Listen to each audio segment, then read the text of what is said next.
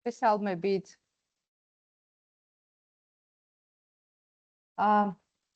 მეკახლავართ ეკაკ გებუაძე, მანდატური სამსახურის უფროსის მოადგილე, რომელიც პასუხისმგებელი ვარ ძალიან მნიშვნელოვან მიმართულებებზე, როგორიც არის ინკლუზიური და სპეციალური განათლება და ასევე ფსიქოსოციალური მომსახურება.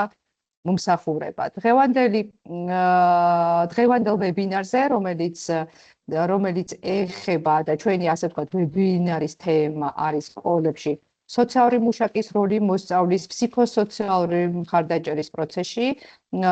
დღევანდელ ასე ვთქვათ ვებინარს წარუძღვები, როგორც გაგეცანით მე, ეკად გებუაძე და ასევე გვაქვს პატივი და საინტერესო ასე ვთქვათ სტუმრები მყავს დღევანდელ ვებინარზე. გახლავთ სალომე კაკაბაძე, რომელიც არის ფსიქოსოციალური მომსახურების სამმართველოს უფროსი. ნათია მაჭარაშვილი ფსიქოსოციალური მომსახურების მენეჯერი, სოციალური მუშაობის მიმართულებით მენეჯერი, თამარ საუთიევა, რომელიც გახლავთ ფსიქოსოციალური მომსახურების პროფესიული მენტორი. და დღევანდელ დღეს გვექნება შესაძლებლობა ვისაუბროთ სკოლებში სოციალურ მუშაობაზე. სანამ დავიწყებთ ვებინარს და სანამ ასე ვთქვათ ჩემს სტუმრებს მივცემ შესაძლებლობას ამ თემის გარშემო გავშალოთ და ასე ვთქვათ მინდა რომ დიალოგი წარიმართოს ჩვენსა და სტუმრებს შორის, მაგრამ მინდა აღვნიშნო რომ იმის გამო რომ უფრო კონსტრუქციული იყოს ჩვენი დღევანდელი შეხვედრა, ჩემი თხოვნა იქნება რომ თითოეულ თქვენთანგანს თუ გაგიჩნდება შეკითხვა ამ სფეროს და მიმართულების გარშემო მოიწერეთ შეკითხვა ჩატში და მე ასე ვთქვათ თქვენ შეკითხვებს მივცემ შესაძლებლობას ჩემს სტუმრებს უპასუხონ ყველა იმ შეკითხვას, რომელიც გაინტერესებს, ინტერესია და ასე ვთქვათ დღევანდელ ვებინარზე საშუალება გვექნება უფრო გავშალოთ და მეტი ინფორმაცია მოგაწოდოთ ჩვენ საქმიანობის შესახებ და იმ სწორედ აი ამ პროფესიის შესახებ, იმ სიკეთეზე და იმ მნიშვნელოვან ღონისძიებებზე, რომლებიც ბავშვის უფლებების, ბავშვის დასაცავად, კეთილდღეობის გარშემო ხორციელდება. სანამ ასე ვთქვათ, მცირე შესავალს გავაკეთებ, მანდატური სამსახურისთვის ეს არ არის პირველი ვებინარი, ჩვენ ვებინარების ციკლი უკვე ერთი ასე ვთქვათ ეტაპი ჩავატარეთ, როდესაც დავიწყეთ სექტემბრის დასაწყისში და ეხებოდა ინკლუზიური და სპეციალური განათლების მიმართულებით ვებინარებს. ჩატარდა მრავალი ვებინარი, რომელსაც ძალიან პოზიტიური გამოხმაურება მოყვა და ძალიან დიდი მადლობა ყველა იმ ადამიანს, რომელიც ყურადღებით უსმენდა ჩვენს ვებინარებს, რადგან ისეთი თემები, რომელიც აქტუალურია დღეს და მოსწავლეებში, სასკოლო ცხოვრებაში, ხშირად სვამს როგორც მასწავლებელი, რომ სკოლის ადმინისტრაცია და რაც მთავარია მშობელი, მიგვაჩნია, რომ გარკვეულწილად იმ ადამიანებისთვის, რომლებიც დაესწრენ ვებინარებს, ჩვენ პასუხები გავეცით იმ ადამიანების ჯგუფს, რომელსაც ინტერესი აქვს კონკრეტული მიმართულებით, მეტი ინფორმაცია მიიღონ, მე ასე ვთქვათ, გაგაცნობთ მიმართულებებს, რა მიმართულებით განხორციელდა ვებინარი, შესაბამისი ვებინარის ლინკი, ანუ ჩანაწერი დებს მანდატური სამსახურის YouTube გვერდზე. მინდა აღვნიშნო, რომ სწორედ საზოგადოების ინტერესიდან გამომდინარე ჩატარდა ვებინარი ისეთ თემებზე, როგორიც არის კომუნიკაცია ენისა და მეტყველების მიმართულებით, აუტისტური სპექტრის მქონე მოსწავლეების მხარდაჭერა, მხედველობისა და ქცევის სირთულეების მქონე მოსწავლეების მხარდაჭერა, მშობელთა კომუნიკაცია, ინდივიდუალური სასწავლო გეგმა და ეს თემები თუ კი თქვენი ინტერესის სფერო იქნება, კიდევ ერთხელ აღვნიშნავთ, რომ შეგიძლიათ მანდატური სამსახურის YouTube გვერდზე ჩანაწერს მოусმინოთ და მიიღოთ თქვენთვის საინტერესო ინფორმაცია. ეხლა რაც შეეხება ჩვენს დღევანდელ ვებინარს, მინდა მცირე ასე ვთქვათ შესავალი გავაკეთო და გითხრათ, რომ ჩვენი საგანმანათლებლო დაწესებულების მანდატური სამსახურის მიერ 2019 წლიდან აქტიურად მიმდინარეობს საჯარო სკოლებში სოციალური მუშაკის მომსახურების დანერგვა, რასაც წინ უძღოდა პილოტირების პროცესი 10 საჯარო სკოლაში. პილოტირების პროცესი, რა თქმა უნდა, როგორც მოგეხსენებათ, ამ პროცესს თან სდევს კვლევის ჩატარება, ანალიზი, შეჯამება და პილოტირების პროცესში გამოვლენილი გამოწვევების, ასე ვთქვათ, გამოწვევებზე მუშაობა და სწორად 2021 წელს 2021 წლიდან საჯარო სკოლებში მოსწავლეებს, მათ მშობლებს აქვთ შესაძლებლობა უშუალოდ სკოლის სივრცეში ადგილზე მიიღონ მომსახურება. რაც საშუალებას აძლევს ყველა ამ ჯგუფს, მასწავლებელ მშობელს, მოსწავლეს, სკოლის ადმინისტრაციას ადრეულ ეტაპზე მიიღო საჭირო მომსახურება. თუ რას გულისხმობს ეს საჭირო მომსახურება, სწორედ ამაზე ვისაუბრებთ მოგვიანებით. ასევე ვიტყვი, რომ ამჟამად მანდატური სამსახურის სოციალური მუშაობის კომპონენტი არის წარმოდგენილი საქართველოს მასშტაბის 91 საჯარო სკოლაში. სოციალური მუშაკების აქტიური მუშაობით 500-ზე მეტი მოსწავლე დაუბრუნდა სკოლას და რას გულისხმობთ სკოლას, სწორედ მოსწავლის სკოლაში დაბრუნებას, ამაზეც გვექნება საუბარი. სოციალური მუშაკის მიერ განხორციელდეს სხვადასხვა ტიპის საკლასო თემატური აქტივობები, შეხვედრები და 2021 წლიდან დღემდე ჩაუტარდა 470,000 მოსწავლეს ესეთი ტიპის შეხვედრა, 91,000 მშობელს ჩაუტარდა და 40,000-მდე მასწავლებელს თუ ადმინისტრაციის წარმომადგენელს ასევე გაეწია გარკვეული რეკომენდაციები, მხარდამჭერი აღონისძიებები, შეხვედრები და ასე შემდეგ. უფრო საინტერესო იქნება, მე მგონი, ჩვენი ვებინარი გავაგრძელოთ და დავავიწროვოთ თემები და პირველ რიგში მე მინდა ვთხოვო ქალბატონ ნათიას და ნათიას გვიპასუხოს და აგვიხსნას, მოგვიყვეს რა მიზანს ემსახურება სოციალური მუშაკის საქმიანობა უშუალოდ სკოლაში. თხოვთ.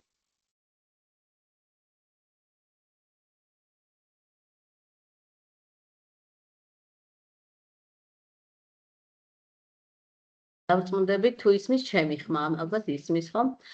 მოგესალმებით, გაგეცნობით, ქალბატონო მეკამ წარმადგინა, კი ბატონო, მაგრამ მაინც გაგეცნობით, მე ვარ ნათია მაჭარაშვილი, წარმოვადგენ მანდატურის სამსახურს, საგანმანათლებლო დაწესებულების მანდატურის სამსახურს, ვარ ფსიქოსოციალური მომსახურების ცენტრში, სოციალური მუშაკების უშუალო ხელმძღვანელი და მენეჯერი სოციალური მუშაობის მიმართულებით 2021 წლიდან. ეს ის პერიოდია, ქალბატონო მეკამ რაც აღნიშნა, როდესაც აქტიურად მოკლედ შევედით სკოლებში და ვთქვათ სკოლაში ვუწევთ უკვე მოსწავლეებს მომსახურებას, სოციალური მუშაკის მომსახურებას. ძალიან საინტერესო პროცესი განვლო მართლაც საგანმანათლებლო სისტემაში სოციალური მუშაკის დამკვიდრების გზა საკმაოდ საინტერესოა და მე შევეცდები თვითონ პროფესიითაც სოციალური მუშაკი ვარ, მუშაობდი როგორც ველზე, ასევე სხვადასხვა მენეჯერულ პოზიციაზე და მე შევეცდები, რომ მოგითხროთ, აგიხსნათ, თუ რა მიზანს ემსახურება სოციალური მუშაკის საქმიანობა სკოლაში. რა თქმა უნდა, პირველ რიგში შევეხები მიზანს, ხო? თუ რა აქვს მიზანი სოციალური მუშაკის საქმიანობას. ეს გახლავთ მოსწავლეების, მშობლების და მასწავლებლების მხარდაჭერა უპირველეს ყოვლისა და ამას მინდა რომ ძალიან ხაზი გაუსვა. ჩვენი პროფესია მხარდამჭერი პროფესიების რიგშია, ისევე როგორც ფსიქოლოგი, ფსიქიატრი, ოკუპაციური თერაპევტი, ვთქვათ, სხვადასხვა სპეციალისტი, რომლებიც ბავშვების კეთილდღეობას ემსახურება. შესაბამისად, ჩვენი როლი არის მხარდამჭერი როლი, ამას რა თქმა უნდა ხაზს გაუსვავთ. ჩვენი მიზანია სოციალური მუშაკის საქმიანობის მიზანია სკოლაში, რომ იყოს მოსწავლეზე ორიენტირებული, უსაფრთხო და ჩართულობითი, ანუ ინკლუზიური გარემო. რაც რა თქმა უნდა, დამეთანხმებით ალბათ ყველანი რომ დადებითად აისახება როგორც მოსწავლის ზოგად მდგომარეობაზე, ასევე ჩვენი უფრო დავიწროვებული მიზანია რომ ეს აისახოს მოსწავლის სწავლის ხარისხზე. იმიტომ რომ მოგეხსენებათ მოსწავლის სწავლის ხარისხი დამოკიდებულია თუ რა გარემოში იღებს ის განათლებას, როგორ ტიპის მხარდაჭერას აღმოუჩენს, ვთქვათ, სკოლა და სხვადასხვა მხარდამჭერი მომსახურებები მას, ხო? ამიტომ ძალიან მნიშვნელოვანია რომ აი ჩართულობითი გარემოს შექმნით და ყველა მოსწავლე რომ თანაბრად იყოს ჩართული საგანმანათლებლო სივრცეში და ამასთანავე სკოლა მაქსიმალურად ხელი შეუწყოს ასეთი ამგვარი გარემოს ფორმირებას, აი ამ მიმართულებით ჩვენი როლი არის მართლაც ესეთი შთამბეჭდავით და ასევე ძალიან მნიშვნელოვანიც. ხო? ამ მიზნის მისაღწევად, ხა დიდი მიზანი არის ხომ როგორც მოგეხსენებათ, ამ მიზნის მისაღწევად სოციალური მუშაკი ეხმარება მოსწავლეს, რა თქმა უნდა, საგანმანათლებლო სივრცეში, თავის ოჯახს, მშობლებს, სკოლას, ასევე და თემს იმისთვის, რომ ისინი ეფექტურად დაუკავშირდნენ ერთმანეთს, მათ შორის თქვა შეჭიდულობა გაიზარდოს იმისთვის, რომ ბავშვის კეთილდღეობა იყოს უზრუნველყოფილი. აი ეს არის ძალიან მთავარი და ესეთი ხაზგასასმელი მიზანი. დანიშნულება კი სოციალური მუშაკების სკოლაში არის, რა თქმა უნდა, საჭიროებების გათვალისწინება როგორც ინდივიდუალურ დონეზე, ასევე საკლასო და სასკოლო დონეზე. რა თქმა უნდა, ჩვენ ყურადღებას ვამახვილებთ მოსწავლის სწავლის საკითხებზე, ქცევასთან დაკავშირებულ საკითხებზე და ამის მიხედვით გამოკვეთილი საჭიროებისამე გეგმავთ უკვე მხარდამჭერ სხვადასხვა ტიპის მხარდამჭერ ღონისძიებებს. ჩვენი როლი აი კიდევ ერთხელ ხაზგაუსმამ, რომ დავეხმაროთ მშობლს იმისათვის, რომ მან თავი იგრძნოს უსაფრთხოდ სკოლაში. უსაფრთხოებაში რასაკვირველია არ გულისხმობთ მხოლოდ ფიზიკურ უსაფრთხოებას, ხო? აქ მნიშვნელოვანია ასევე მისი ემოციური უსაფრთხოება, ფსიქოსოციალური კეთილდღეობა. ვეხმარებით ასევე მოზარდებს დაამყარონ ჯანსაღი კავშირები თანატოლებთან და მოგეხსენებათ სხვადასხვა ტიპის გამოწვევა შეიძლება იყოს ამ მხრივ სკოლაში და ამ მხრივ ჩვენ აი ამ კლასში ურთიერთობების გაჯანსაღებას ვუწყობთ ხელს. და თქვათ ვეხმარებით მოზარდებს, რომ მათ გამოიმუშაონ კომუნიკაციის ისეთი უნარები, რომელიც დაეხმარებათ მათ თანატოლებთან ჯანსაღი და დადებითი პოზიტიური ურთიერთობები დაამყარონ. ასევე ძალიან მნიშვნელოვანია ჩვენი მხარდამჭერი როლი იმაში, რომ მოსწავლეებმა გამოიმუშაონ ასევე გამოწვევებთან რაღაცა სირთულეებთან გამკლავების უნარები. და ამას უფრო ქვემოთ თქვათ უფრო დეტალურად მოგახსენებთ, რომელ უნარებზე არის საუბარი, ხო? ვეხმარებით რასაკვირველია მოსწავლეს, მშობელსაც მათ შორის, რომ სკოლაში არსებული სირთულეები, ვთქვათ, ეფექტურად იყოს დაძლეული.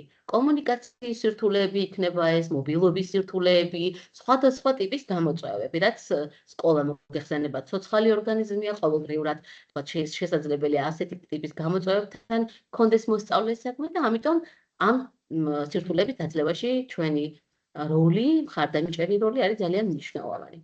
რასაკვირველია, ცალკე გამოვყავ ჩვენს დახმარებას იმაში, რომ რა თქმა უნდა, ვეხმარებით სკოლასაც იმ თვალსაზრისით, რომ მოსწავლის სტატუსის შეჩერების რისკის შემთხვევები, როდესაც არის და რისკები ამგვარი რისკები, დავეხმარებით მოსწავლის სასკოლო გარემოში დაბრუნებაში და ქალბატონმა ეკამაც აღნიშნა თუ რამდენი მოსწავლის დაბრუნება შეძელით ჩვენ საგანმანათლებლო სივრცეში და არ დარჩნენ ისინი განათლების მიღმა, რაც თქვათ ერთ-ერთ გამოწვევას წარმოადგენს, ხო? თქვათ мотиваციის ამაღლებაზე უმუშაობთ ამ თვალსაზრისით, ვეხმარებით რომ მოსწავლის კლასთან შეჭიდულობის მიმართულებით თქვათ გავაძლიეროთ მუშაობა და თქვათ დავეხმაროთ მოსწავლის ასევე თქვათ სკოლის შეცვლის დროსაც ადაპტაციის პროცესში ვეხმარებით რომ გარემო მაქსიმალურად ხარდამჭერი დახვდეს ახალ მოსწავლეს მობილობის პროცესს როცა ვახორციელებთ და ასე შემდეგ. ასევე ვეხმარებით მშობელს სკოლასთან კომუნიკაციის პროცესში თუ კი არსებობს ამგვარი გამოწვევა, ხო? თუ კი არსებობს ესეთი საჭიროება რომ მოსწავლის მშობელს თქვათ უჭირს კონტაქტის დამყარება თქვათ სკოლასთან ან თქვათ რაღაცა სირთულეები არის წარმოშობილი როგორც ინდივიდუალურ დონეზე ასევე ჯგუფურად მშობლებს ამ ნაწილში და ჩვენი კომპეტენციის ფარგლებში რასაკვირველია ვეხმარებით მათ. ასევე რა თქმა უნდა სკოლასაც ვეხმარებით, როგორც აღნიშნეთ, რომ გაუმკლავდეს სკოლა ბავშვების საჭიროებებს, ხო? ასე ვთქვათ, უპასუხოს მათ როგორც ემოციურ საჭიროებებს, ასევე სხვადასხვა ტიპის სწავლასთან დაკავშირებულ, ქცევასთან დაკავშირებულ საჭიროებებს. სოციალური მუშაკი სკოლაში განაწილებული ამ შემთხვევაში ესე ვახსენებ, მუშაკი რა თქმა უნდა მუშაობს მოსწავლეებთან როგორც ინდივიდუალურ, ასევე სასკოლო დონეზე და ამას ხაზგაუსმევ, რას გულისხმობთ ამაში, ხო? სხვადასხვა პროგრამას აწვდის, რომელიც ხელს უწყობს ეს პროგრამები, რა თქმა უნდა, პრევენციულია, რომელიც ხელს უწყობს სკოლას და მოსწავლეს შეამციროს, თქვათ, აი ეს გამოწვევები, რაც აღნიშნე, კონფლიქტები, თქვათ, ბულინგის საკითხები და ასე შემდეგ. ჩვენ ვეხმარებით ასევე მშობლებს, რომ ასე ვთქვათ, მაქსიმალურად ჩართულები იყვნენ თავიანთი შვილების სასკოლო ცხოვრებაში. დიახ, რა თქმა უნდა, აქედან გამომდინარე ხა რაც მოგიყებით მე თქვენ ვთქვათ მიზანთან მიმართებაში, გამოდის რომ სოციალური მუშაკი მუშაობს როგორც მოსწავლეებთან, ანუ ყველა მოსწავლესთან სკოლაში, ესე რომ ვთქვათ, სამივე საფეხურის მოსწავლეთან, ასევე მშობლებთან, ჩვენი ძალიან მნიშვნელოვანი მხარდამჭერი რგოლი, იმიტომ რომ მის გარეშე წარმოუდგენელია, რომ ვთქვათ რაღაც ტიპის შედეგზე გავიდეთ, თუ კი მშობელთან ჩვენ მჭიდრო კომუნიკაცია არ აქვს, მასწავლებლებთან რასაკვირველია, სკოლის ადმინისტრაციასთან და საჭიროების შემთხვევაში არის ხოლმე შემთხვევები, როდესაც სკოლის პერსონალთან, სხვა პერსონალთანაც გვიწევს გარკვეული, ვთქვათ, კონსულტირება, რეკომენდაციის მიცემა, ჩვენი დახმარების ხელის გაწვდა, მოკლედ. აი ეს არის მოკლედ ის მიზნები და დანიშნულება, რაც აქვს სოციალურ მუშაკს სკოლაში. კიდევ ერთხელ რომ შევაჯამო ამ მიზნებთან დაკავშირებით აღნიშნე კიდეც რომ ეს ნამდვილად არის მხარდამჭერი, ასე ვთქვათ, როლი, დამსხმარე და ესე რომ ვთქვათ, ამ პროცესებში თანამშრომლობთ, რასაკვირველია, როგორც მოსწავლესთან, ასევე მის მშობელთან, პირველ რიგში სკოლასთან, საზოგადოებასთან და ესე მიუძღვება პროცესებს. კატია, ძალიან დიდი მადლობა. თუმცა ასევე ვისაუბრეთ მიზანზე და მნიშვნელოვანია ჩვენ საზოგადოებას აუხსნათ, რას გულისხმობს მოსწავლეთა ფსიქოსოციალური მხარდაჭერა. რაღაც ორი მიმართულება და ორი სფეროა გაერთიანებული და დარწმუნებული ვარ სალომე, რომელიც სწორედ ამ მიმართულების ხელმძღვანელია, ორივე მიმართულებით, ორივე ჭრილში დაგვანახებს და საზოგადოებას აუხსნის, რას გულისხმობთ ფსიქოსოციალურ მხარდაჭერაში. მოგესალმებით ყველას კიდევ ერთხელ. ახლა ისმის ჩემი ხმა? ისმის ხო? გესმით ჩემი ხმა, აბა გადავამოწმოთ, იმიტომ რომ მეორდება ჩემთან. კი ბატონო, მოგესალმებით, როგორც ხელბატონმა ეკამ წარმოგიდგინა, მე გახლავართ ფსიქოსოციალური მომსახურების ცენტრის ხელმძღვანელი სალომე კაკაბაძე. პროფესიით ფსიქოლოგი გახლავართ და ამ ცენტრში ფაქტიურად დაარსების დღიდან მალევე, როდესაც შეიქმნა, ვმუშაობ. მინდა პატარა შესავალი გავაკეთო, ვთქვათ, სანამ ფსიქოსოციალურ მხარდაჭერაზე ვისაუბრებ ჩვენი ცენტრის შესახებ, იმიტომ რომ მგონია, რომ ეს მნიშვნელოვანია გაგიზიაროთ, რას გულისხმობს ჩვენი მომსახურება და რა მიზანს ემსახურება ჩვენი ცენტრი. ალბათ თქვენთვის ცნობილია, რომ ფსიქოსოციალური მომსახურების ცენტრი უკვე წლებია ფუნქციონირებს. მე-12 წელია, რაც შეიქმნა და თავიდან ჰქონდა ფსიქოლოგიური მიმართულება, მხოლოდ იყო ფსიქოლოგიური მომსახურების ცენტრი. და ნელ-ნელა დროთა განმავლობაში გავფართოვდით და სწორედ 2019 წლიდან შემოუერთდა ცენტრს ეს ერთ-ერთი ძალიან მნიშვნელოვანი მიმართულება, რომელიც სკოლის სოციალური მუშაობაა და შესაბამისად ახლა უკვე საქართველოს მასშტაბით 11 რეგიონალურ ცენტრში გვაქვს ცენტრი აი ამ ორი მიმართულებით, ხო? სადაც დასაქმებულია როგორც ფსიქოლოგი, ასევე სოციალური მუშაკი და ფსიქიატრი და ასევე სასკოლო თემთან მომუშავე ფსიქოლოგი. ზოგადად ცენტრი აი ამ ორი ძირითადი მიმართულებით მუშაობს. ერთი ეს არის ფსიქოლოგიური მუშაობის მიმართულება, რაზეც დგას, ასე ვთქვათ, ეს სერვისი და მეორე არის სოციალური მუშაობის მიმართულება. მინდა პირველ რიგში გავამახვილო ყურადღება ფსიქოლოგიური მუშაობის მიმართულებაზე და სწორედ აქედან დავუკავშირო სოციალური მუშაობის მიმართულებას ეს და სერვისზეც ასე ერთობლივად მოგაწოდოთ ინფორმაცია. ფსიქოლოგიური მუშაობა გულისხმობს როგორც ინდივიდუალურ მომსახურებას, ბავშვებთან და მოზარდებთან 6-დან 18 წლამდე ასაკის, ასევე ჯგუფურ მომსახურებას. ეს არის ძალიან ხშირად უმეტესწილად, რა თქმა უნდა, კომბინაციაში სოციალურ მუშაობასთან. იქიდან გამომდინარე, რომ ჩვენ ვმუშაობთ მულტიგუნდურად, ჩვენთვის მნიშვნელოვანია ბავშვი და ამოსავალი წერტილი არის ბავშვის საუკეთესო ინტერესი. შესაბამისად, ფსიქოლოგიური და სოციალური მუშაობა არის, ვცდილობთ ძალიან, რომ იყოს თანხვედრაში ერთმანეთთან. იქიდან გამომდინარე, რომ ბავშვის საუკეთესო ინტერესი იყოს ყველა მხრივ გათვალისწინებული.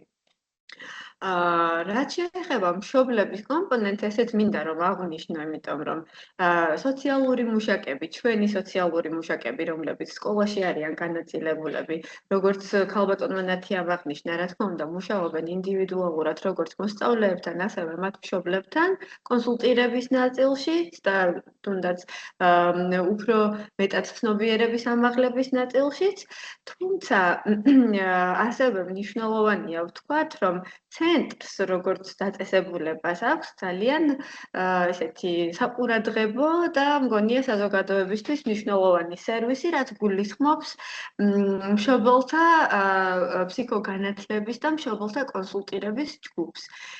ამ ჯგუფებში მშობლებს ნებისმიერ მშობელს ხო ეძლევა საშუალება რომ მიიღოს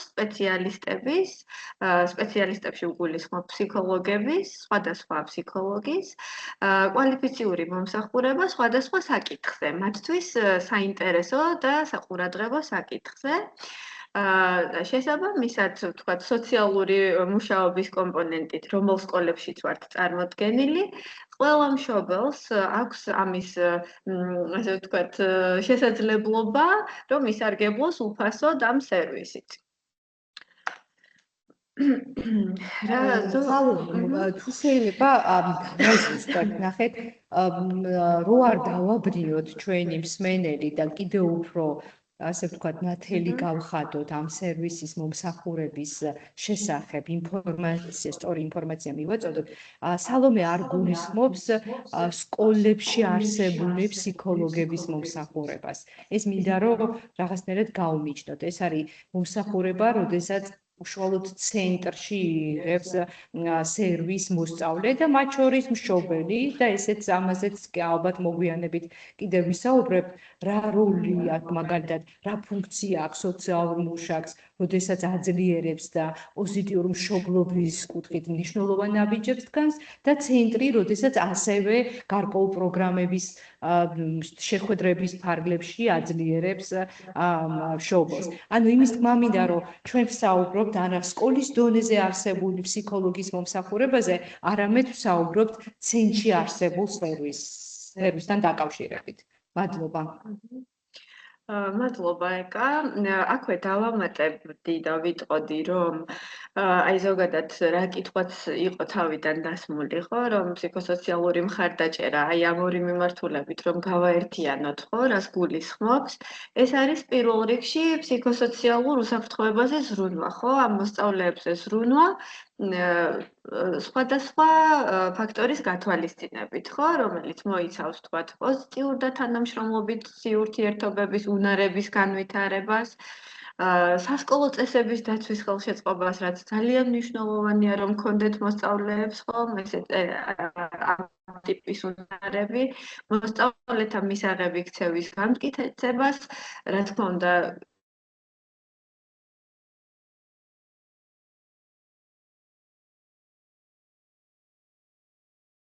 აქვთ მოსწავლეებს მათ ჩართულობას, როგორც მოსწავლეების, ასევე მშობლების ჩართულობას, იმიტომ რომ ესეც არის ერთ-ერთი გამოწვევა, რომ ვთქვათ, რამდენად არის ჩართული მშობელი სასკოლო ცხოვრებაში. ამაზე ვაკეთებთ აქცენტს, იმიტომ რომ ესეც ბავშვის ფსიქოსოციალური კეთილდღეობისთვის და განვითარებისთვის ძალიან მნიშვნელოვანია. და რა თქმა უნდა, ზოგადად ზრუნვას, ხო? სადაც ისეთი ზრუნვას და ისეთი გარემოს შექმნას, სადაც თავისუფალი და ღია კომუნიკაცია არის და არსებობს სკოლას, ადმინისტრაციას, მშობლებს, მოსწავლეებსა და ჩვენ შორის, ხო? მათ შორის ჩვენთან კომუნიკაციის დროს. და სოციალურ მუშაკზე გავაკეთებ აქვე აქცენტს და ვიტყვი, რომ ჩვენს სოციალურ მუშაკს, რომელიც სკოლაში არის განაწილებული, ხო, ძალიან მნიშვნელოვანი როლი აქვს მართლაც. იქიდან გამომდინარე, რომ ის უწყობს ხელს სოციალური და ემოციური კეთილდღეობის დაცვას და აქვს ეს კი ითქვა, მაგრამ მეც მინდა ხაზი გავუსვა, რომ ამ ვთქვათ, პოზიციურად ამ ადამიანს აქვს ხარდამჭერი როლი პოზიტიური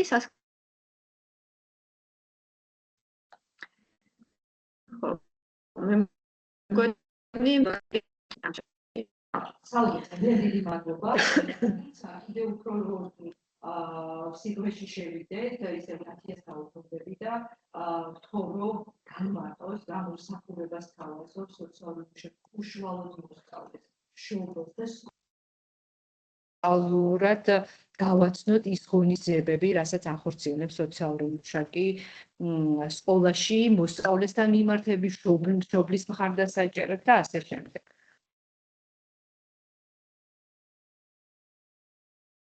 მადლობა ქალბატონო ეკა, განვავრცობ რეალურად მე ახლა სალომემ ქალბატონმა სალომემ რაც ზოგადი შესავალი გააკეთა და ძალიან მნიშვნელოვან საკითხებს გაუსვა, რასაკვირველია ხაზი. Უფრო კონკრეტულად რომ ვთქვათ, სოციალური მუშაკი, ანუ აღვნიშნეთ კიდეც, რომ ადგილზე უწევს მომსახურებას მისი სამუშაო არეალი რასაკვირველი არის სკოლა და მართლაც უპრეცედენტო შემთხვევა, როდესაც მომსახურების მიმღები კი არ მიდის მომსახურების მისაღებად, არამედ ადგილზე თქვათ ხდება მხარდამჭერი სკოლაში და ადგილზე აქვს შესაძლებლობა მშობელს მიმართოს მხარდაჭერისთვის, დახმარებისთვის სოციალურ მუშაკს და ადგილზე მოხდეს რაღაცა ის თქვათ მნიშვნელოვანი მუშაობა, რაც შესაძლოა თქვათ იყოს ძალიან გადამწყვეტი ამ ბავშვის თქვათ მოსწავლის სამომავლო გზისთვის სკოლაში, ხო?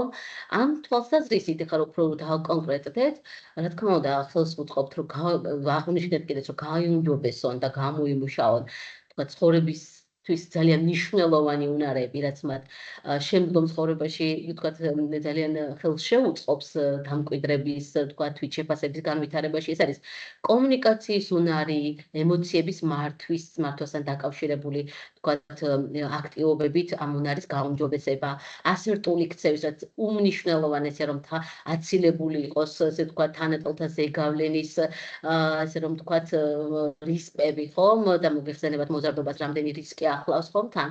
ასევე კრიტიკული აზროვნება, რაც ასევე ძალიან მნიშვნელოვანი არის.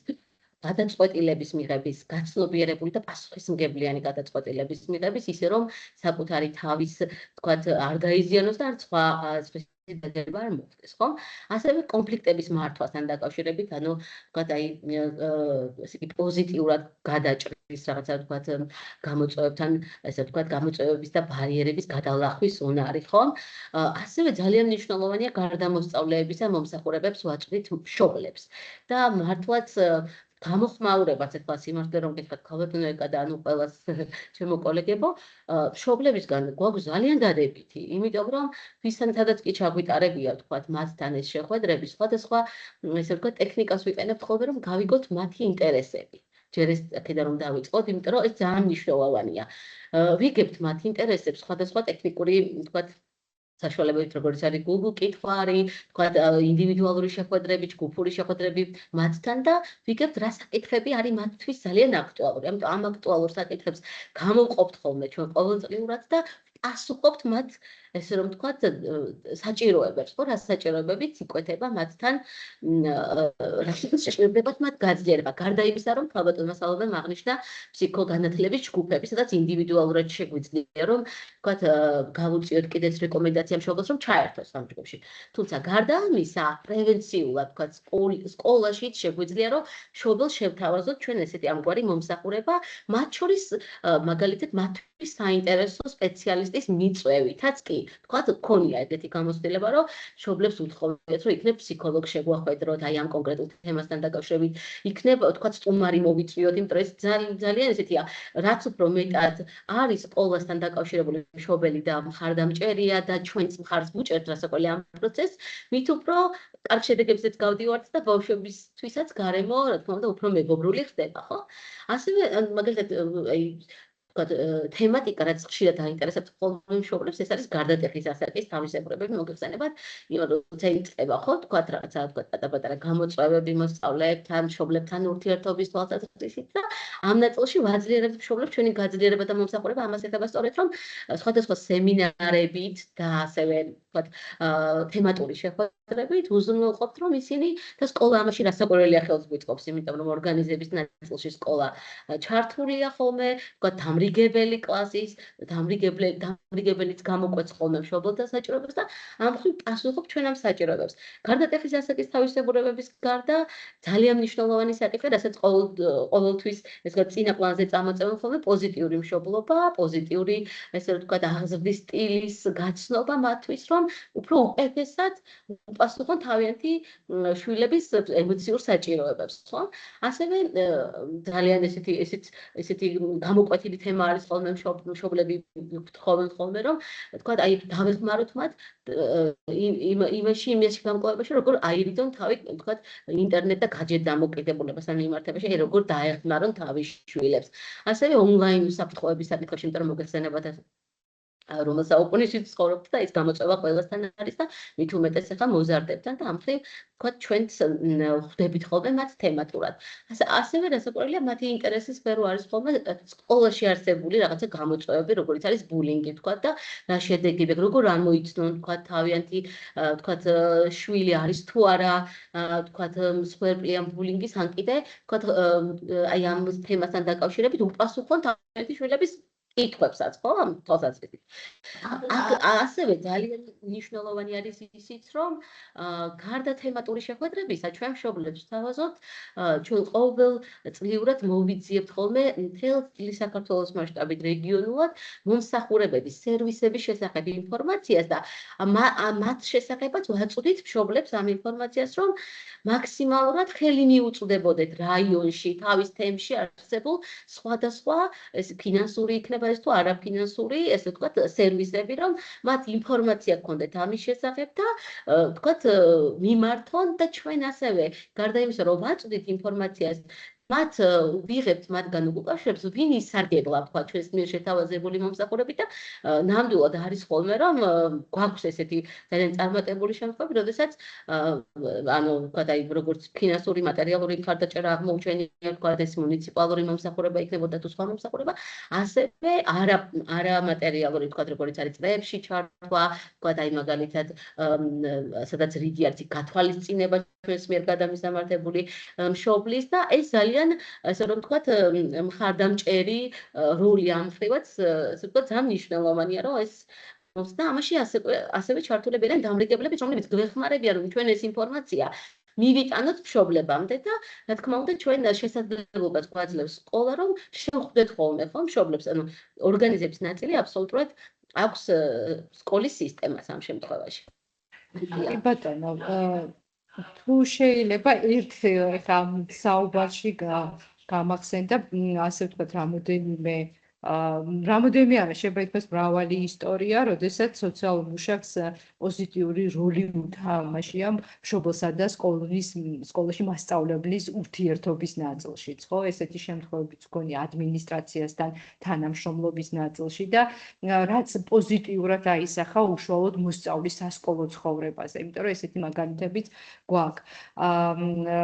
ძალიან მნიშვნელოვანია ასევე რაც აღნიშნე სოციალმუშაკის როლი, როდესაც მუნიციპალურ დონეზე ეხმარება ოჯახებს იმ სერვისების მიწოდებაში, რომელიც შეიძლება არ გქონდეს მშობელს ინფორმაცია, ასე ვთქვათ, მუნიციპალურ დონეზე არსებულ სერვისებთან დაკავშირებით, რა ინფორმაციასაც სოციალური მუშაკი ფლობს და მისი ერთ-ერთი ფუნქცია რომ გააძლიეროს ოჯახი, იმიტომ რომ ეს ყველაფერი აისახოს მოსწავლეზე და მის კეთილდღეობა როგორც ოჯახში, ასევე სასკოლო, ასე ვთქვათ, თემში იყოს უფრო ძლიერი.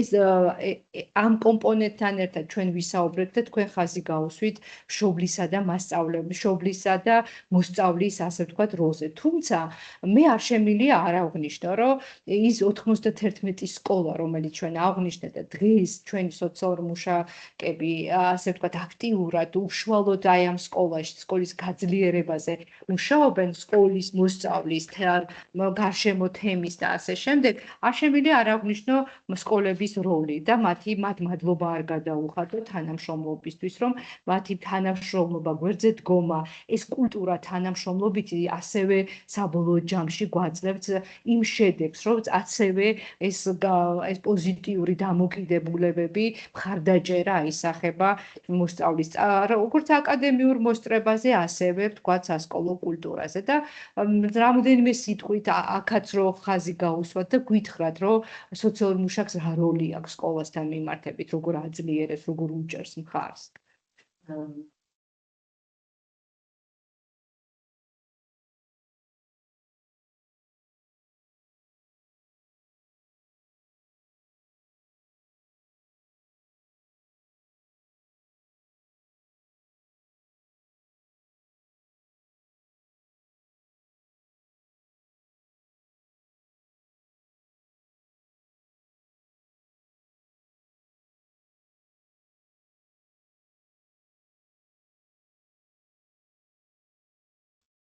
მიხმა არის მის უკაცრავად ანუ იმას ვამბობდი რომ რა თქმა უნდა ეს გზა რომელიც სოციალურ მუშაკების სკოლებში დამკვიდრებას შეეხება ესე რომ ვთქვათ სხვადასხვაგვარი იყო სხვადასხვა სკოლასთან დასაკვირველია თუმცა დღესდღეობით მართლაც ნდობაზე დამყარებული ურთიერთობები ამას ხას გაუსვამ არის გარანტი იმისა რომ ვთქვათ სოციალურ მუშაკმა თავისი საქმიანობა განახორციელოს სკოლაში სკოლის თანამშრომლობის გარეშე და კონკრეტულად გამოვყოფ დირექტორის სკოლის დირექტორის ვთქვათ რესურს ცენტრების ხელმძღვანელების სამინისტროს ესე რომ ვთქვათ გარეშე და ვთქვათ შეუძლებელი იქნებოდა ხო დღეს რა ეტაპზეც ვართ მოკლედ მისულები რა თქმა უნდა პატარ-პატარა გამოწვევები გვაქვს თუმცა ერთობლივი ძალებით ვფიქრობ რომ ამისი გადალახვა თავისთავად შესაძლებელია მაგრამ ხას იმას უსვამ რომ დღეს ჩვენ სკოლა ღია გვხვდება იმასთან მიმართებაში რასაც ვახორციელებთ და ვთქვათ უნდობლობა და კითხვის ნიშანი ჩვენ სროლთან დაკავშირებით ვთქვათ იმ სკოლებში სადაც 2021 წლიდან ვართ და 2019 წლიდან აღარ არის თავისთავად ცხადია ახალ სკოლებთან ამ პროცესს გავდივართ თუმცა საკმაოდ წარმატებით ხო ჩვენ რა თქმა უნდა სკოლასაც გარდა იმისა რომ მოსწავლეს და მშობელს ვუწევთ მხარდაჭერას სკოლასაც ვუწევთ მხარდაჭერას იმიტომ რომ როცა ვსაუბრობთ სასკოლო გარემოს ასე ვთქვათ მორგებაზე ხო ბავშვის საჭიროებებზე შეუძლებელია სკოლის გარეშე ამ შემთხვევაში ვისაუბროთ ამ მნიშვნელოვანი რა არის ნახეთ მნიშვნელოვანია რომ სკოლამ ესე რომ ვთქვათ ადრეულ ეტაპზე ამოიცნოს ბავშვის საჭიროებები ვთქვათ რომელიც ვთქვათ ან ხელს უშლის ან ვთქვათ ხელს უწყობს თუნდაც მის ესე რომ ვთქვათ კეთილდღეობას ხო ამიტომ ამ ნაწილში ჩვენ ვეხმარებით მასწავლებლებს რომ რა საკითხებზე გაამახვილონ ყურადღება რა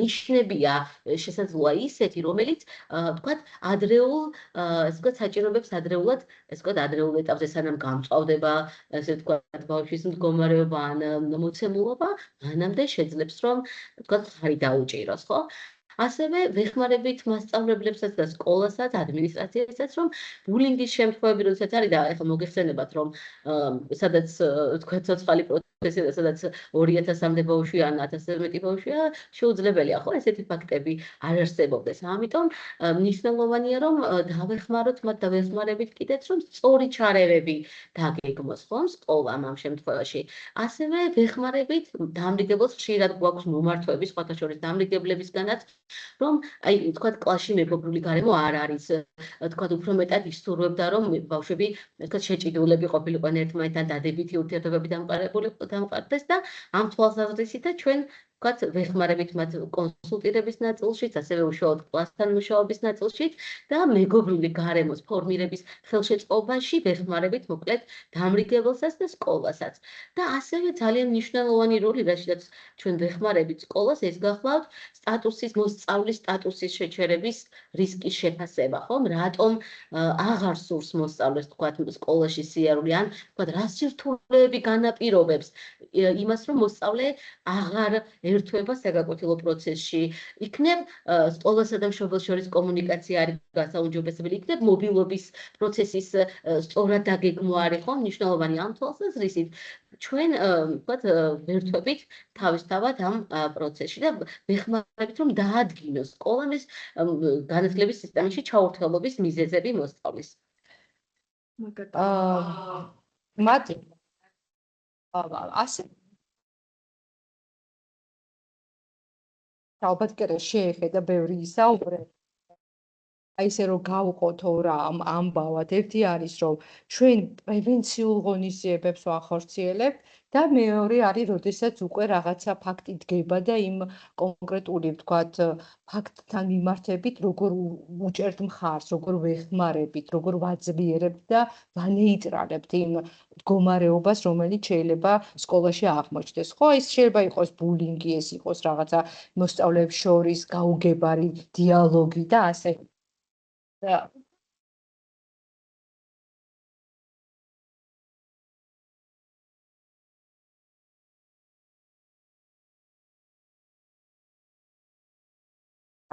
ასე ვთქვათ, რა მუშაობას ეწევა სოციალური მუშაკი.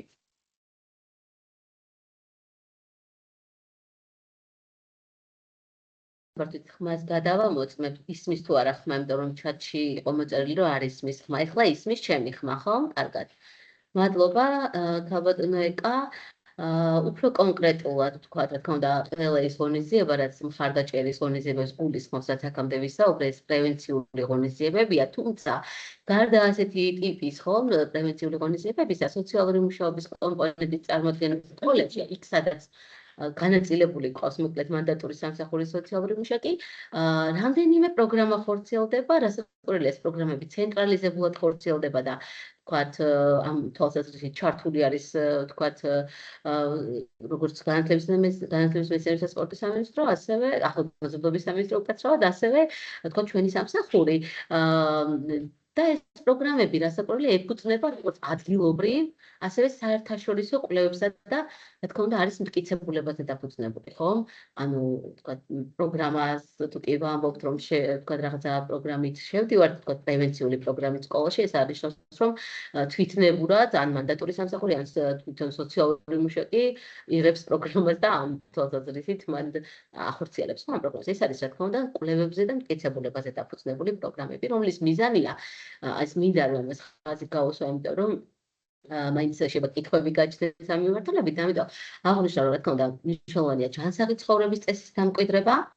რა თქმა უნდა, პროგრამები ინტერაქციულია, მოიცავს მოსწავლეებში მნიშვნელოვანი უნარების განვითარებას, აი როგორიც არის, როგორც თქვით, კომუნიკაცია, გადაწყვეტილებების მიღება, პასუხისმგებლიანი არჩევანის გაკეთება, თქვათ, აი კრიტიკული აზროვნება, ასერტული ქცევა, თვითშეფასების ამაღლება, რაც საბოლოო ჯამში ეხმარება მოსწავლეს არ მოექცნენ უკვე თანატოლთა ზეგავლენის ქვეშ და ის გარდატეხის ასაკთან დაკავშირებული, თქვათ, პატარ-პატარა გამოწვევები წარმატებით გადალახონ. აი ეს ამას ემსახურება სწორედ ეს პროგრამები. ეს პროგრამები მოიცავს, რა თქმა უნდა, მშობელთა ჩართულობას, იმიტომ რომ ყველა პროგრამის დასაწყისში ჩვენ ხვდებით მშობლებს, მათთან გავდივართ დეტალურად, თქვათ, პროგრამი ვიწვევთ მათ, ამაში რასაკვირველია, სკოლა გვიჭერს ხარს ამ ორგანიზების პროცესში, ვიწვევთ ვაცნობთ პროგრამის შესახებ ინფორმაციას და პასუხობთ იმ შეკითხვებს, რომელიც შესაძლებელია გაუჩნდეს მშობელს, თქვათ, აი ამ პროგრამების განხორციელებასთან დაკავშირებით. გარდა ამისა, ყოველი სესიის შემდეგ ჩვენ თქვათ, ვეხმიანებით მშობელს და ასევე უკავშირს ვაძლევთ, რომ ეს ამ პროცესმა როგორ ჩაიარა, ბავშვები როგორ იყვნენ ჩართულები, ძალიან დადებით და პოზიტიურ უკავშირს ვიღებთ მათგან, ხო? რა თქმა უნდა, ამ პროგრამებს ახორციელებს, საინფორმაციო შეხვედრებს მოიცავს, რასაკვირველია, როგორც თქვი, მშობლებთან, ასევე გარდა მშობლებისა, სკოლასთან, სკოლა არჩევს იმ კლასებს, სადაც თქვათ, ამ პროგრამებით თქვათ, შევდივართ და რა თქმა უნდა, ამას ატარებს კვალიფიკაციის, შესაბამისი კვალიფიკაციის მქონე სოციალური მუშაკი, ასევე ფსიქოლოგიც და ასევე დამრიგებელიც. მხოლოდ სოციალური მუშაკი არ ატარებს უკეთ ამ პროგრამებს. მათია, ძალიან დიდი მადლობა. მინდა აღნიშნო, რომ ჩვენ როგორც აღნიშნე, თამარი გვესწრება, თამარს აქვს უშუალოდ პრაქტიკული გამოცდილება, ასევე სკოლაში სოციალურ მუშაკად მუშაობა და ძალიან კარგად იცის. და ასე ვთქვათ, გამოცდილება აქვს უშუალოდ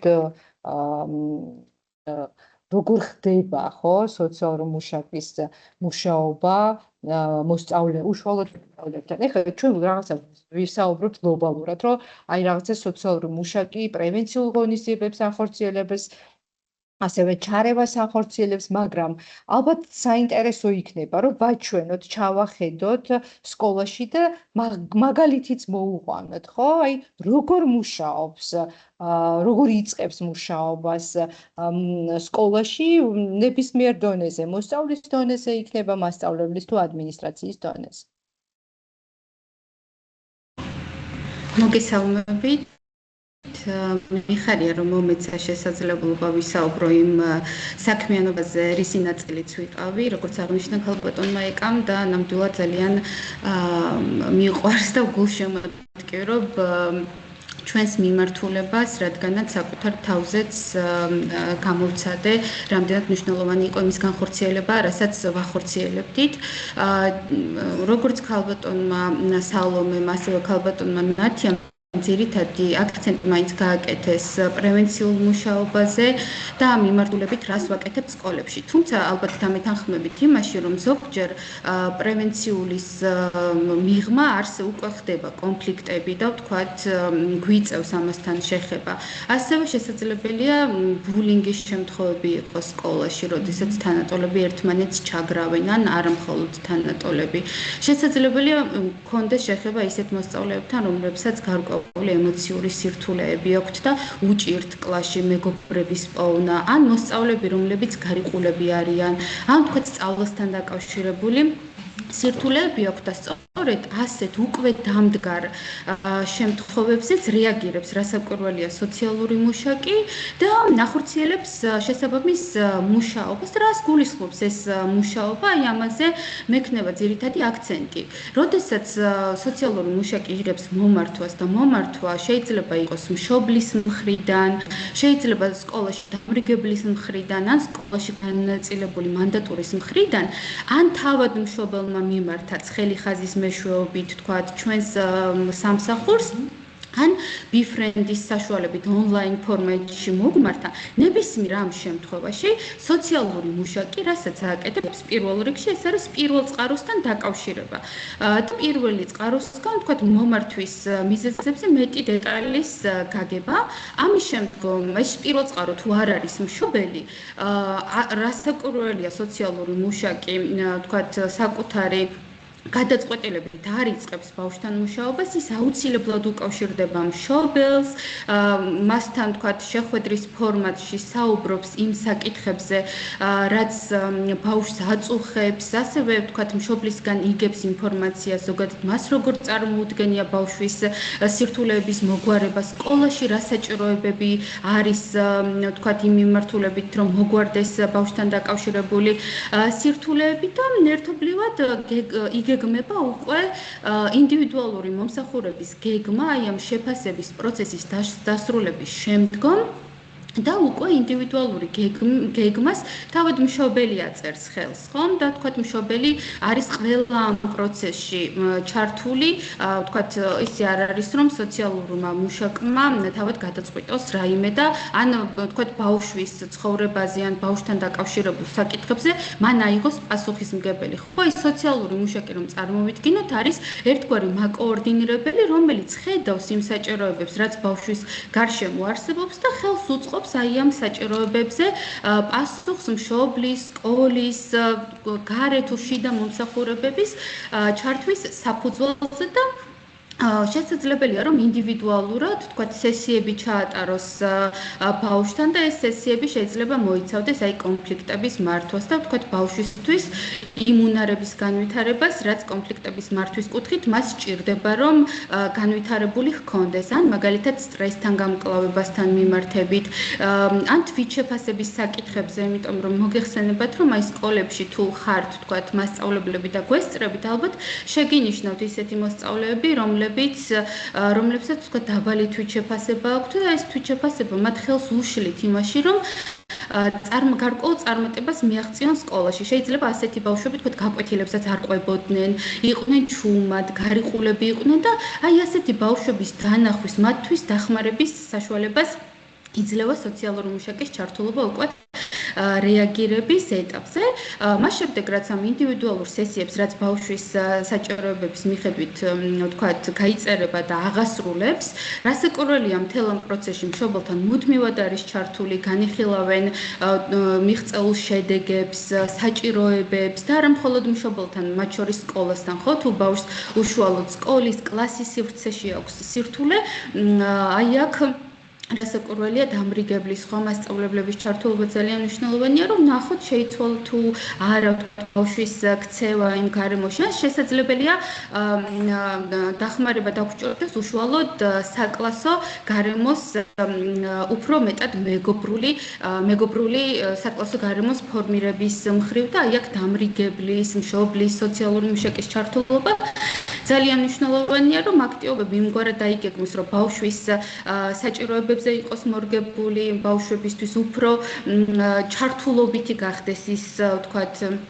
აქტივობები, რაშიც არიან ხოლმე ჩართულები და შეძლონ უფრო მეტად საკუთარი აზრის დაფიქსირება და ვთქვათ, უფრო გამოხატვა თავიანთი საკუთარი მოსაზრებების, რაც მათ გააჩნიათ. მადლობა თამარ, თუმცა კიდე უფრო სიღრმეში ჩავალ და კითხავთ, რომ გარდა ინდივიდუალური მუშაობისა, მუშაობთ თუ არა კლასებთან, თუ კი მოსწავლეს ან კლასში, ან სკოლაში ექნება გარკვეული სირთულეები. ერთი არის, რომ ჩვენ ვისაუბროთ, რომ გლობალურად რაღაცა პრევენციულ ღონისძიებებს ვატარებთ, გვაქვს შეხვედრები, დისკუსიები, ვაძლიერებთ მშობელს, ვაძლიერებთ მასწავლებელს, კომუნიკაციას ვაწყობთ, პოზიტიურ გარემოზე მუშაობთ, გარკვეული პროექტების და რა ვიცი, პროგრამების განხორციელებით კიდევ უფრო პოზიტიურ გარემოს შექმნაზე მუშაობთ. არის შემთხვევები და არაერთი, ყველამ კარგად ვიცით, როდესაც არის სირთულეები უშუალოდ მოსწავლეებს შორის, სკოლაში არსებულ, თუნდაც თანამშრომლებს შორის და ასე შემდეგ. უფრო აი ამ დეტალზე რომ გაამახვილოთ ყურადღება და რა გამოცდილება გაქვთ და რა გამოცდილება პრაქტიკულიც მიღებული გაქვთ, რა ინფორმაცია შეგვიძლია ამ კუთხით გაუზიაროთ ჩვენ მსმენელს. მადლობა. რასაკვირველია, სასკოლო დონეზეც მუშაობთ და ძალიან აქტიურად ვართ ამ მხრივ ჩართულები. სასკოლო დონეზე, ვთქვათ, ძალიან მნიშვნელოვანი იყო თქვენი კითხვა, რაც დასვით, უშუალოდ პრაქტიკასთან დაკავშირებით, მაგალითად, როდესაც ჩემი გამოცდილებიდან რომ გაგიზიაროთ, ჩამიტარებია მსგავსი საკლასო შეხვედრები მოსწავლეებთან, რაშიც დამრიგებელიც იღებდა ხოლმე მონაწილეობას, ესწრებოდა მსგავს შეხვედრებს, მათთვისაც კი აღმოჩენა ყოფილა ხოლმე ბავშვების მოსაზრებები, მათი მსოფლხედვა, აზრები და გაუზიარებიათ კიდეც დამრიგებლებს, რომ აი უკეთ გავიცანით ჩვენი მოსწავლეები, თურმე რამდენ რამეზე ფიქრობენ, თურმე რა სიღრმის ფიქრები ქონიათ და ეს ჩვენი ჩართულობით, გარდა იმისა, რომ ვთქვათ, ბავშვს უშუალოდ ვეხმარებით სკოლაში, კლასში შეჭიდულობის გაზრდაში, ასევე ვეხმარებით იმაში, რომ მასწავლებელსა და ვთქვათ, მოსწავლეებს შორის ურთიერთობები იყოს უფრო თანამშრომლობითი, უფრო მეგობრული, უფრო ღია კომუნიკაციას, ვთქვათ, ღია კომუნიკაცია კონდეთ მათ, რომ შეძლონ ერთმანეთისთვის იმის გაზიარება, რაც აწუხებთ, რაზეც ფიქრობენ, როგორც წარმოუდგენიათ, რომ როგორი სასკოლო გარემო სჭირდებათ და როგორ სასკოლო გარემოზე ფიქრობენ, რომ კარგი იქნებოდა, რომ ქონოდათ და აი ამ ღია კომუნიკაციის საშუალებით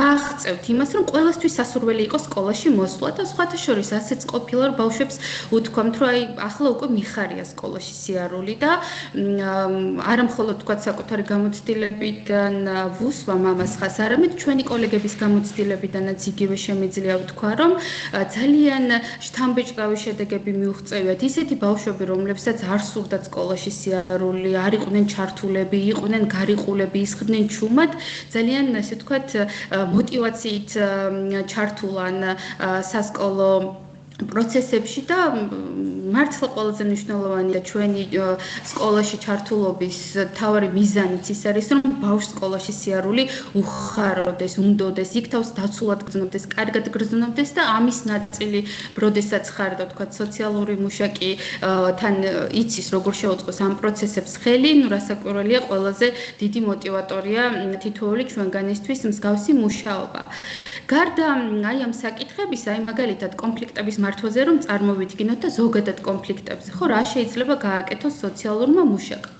რა თქმა უნდა, გასათვალისწინებელია ვის და ვის შორის ხდება კონფლიქტი, ხო? თუ ეს ხდება მოსწავლეებს შორის, ჩვენ სკოლებში გვაქვს აღდგენითი მიდგომა და მედიაცია. რას გულისხმობს ეს, ხო? აღდგენითი მიდგომა ზოგადად გულისხმობს იმას, რომ კონფლიქტების ალტერნატიულად, არადასჯით, არაგანსჯით მეთოდებზე დაყრდნობით მოსწავლეებს შევუწყოთ ხელი ერთმანეთთან კომუნიკაციაში.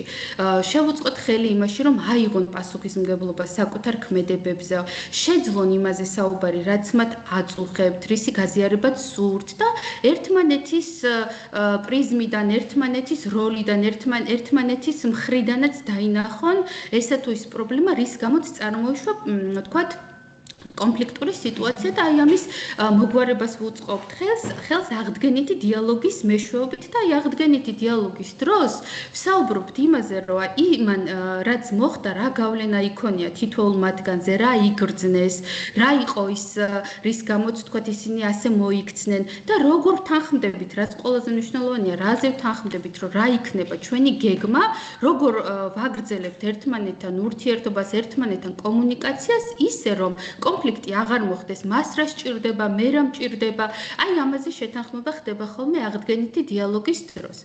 მედიაციის კომპონენტს რაც შეეხება, მედიაციის შემთხვევები ცოტა უფრო, ასე ვთქვათ, რთულ კონფლიქტებს მოიაზრებს, როდესაც უფრო მეტად არის გართულებული, თქვათ, ურთიერთობები და ცალ-ცალკე ხდება მოსამზადებელი შეხვედრები კონფლიქტში ჩართულ მხარეებთან, მათთან ხდება, თქვათ, იმის აქაც სწორედ იმას ვსწავლობთ, რომ ვის რა საჭიროება აქვს, რა მოხდა, როგორ შეიძლება ამ საკითხების მოგვარება, ოღონდ მოგვარების ნაწილში ძალიან მნიშვნელოვანი რაც არის ის, რომ უნდა ვიყოთ დარწმუნებულები და მთელი ჩვენი სამუშაო პროცესი არის ხოლმე მიმართული იმაზე, რომ დავწუნდეთ, რომ რომელიმე მხარეს არ აქვს ერთმანეთის მიმართ წყენა, ბრაზი დარჩენილი, რაც თქვათ სამომავლოდ კიდევ შეუწყობდა ხელს კონფლიქტის ახლიდან წარმოშობას და აი ამას როგორც კი მოვასრულებთ ხოლმე და დავწუნდებით, რომ ეს ადამიანები მზად არიან ერთ სივრცეში დასხდნენ, ისაუბრონ იმაზე, რაც მოხდა, აი ამ მიმართულებით მათ